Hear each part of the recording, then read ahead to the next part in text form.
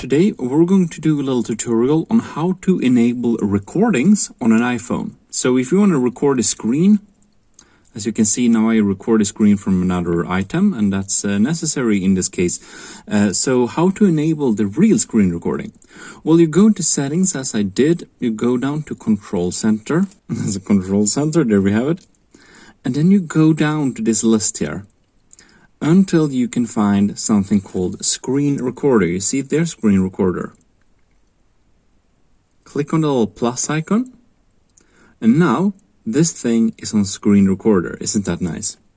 So now you can just go out of the settings, and now when you drag from top of the screen here, you can see this thing.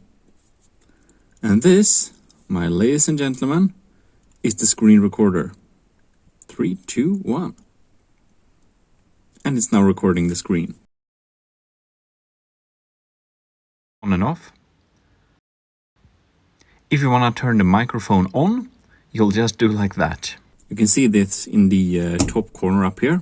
It records the screen. Hope you enjoyed this, and if you did, you should definitely leave a like. This is your host GMODISM, and we're signing out.